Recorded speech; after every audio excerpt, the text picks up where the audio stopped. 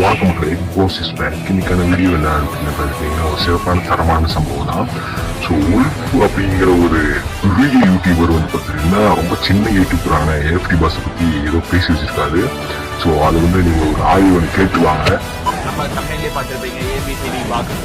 ABCD பாக்ஸை பற்றி ஏன்டா ஏஎஃப்டி பாஸ் கூட ஒன்று சொல்ல தெரியல, ஏபிசிடி பாஸ் கிடையாது. இது போகாம இன்னொரு வேற பேசி வச்சிருக்கேன். இவர் என்ன பண்ணா அப்படின்னா லைவ் ஓரமான வேடிக்கைப்பட்டு வந்து ஏஎஃப்டி பாஸ் ப்ரோ வந்து பார்த்தீங்கன்னா ஏதோ ஒரு மூலையிலேருந்து லைவ் பாட்டு வந்து இப்படி கத்திட்டு இருக்காரு அப்படின்னு பேசிட்டு இருக்கான்.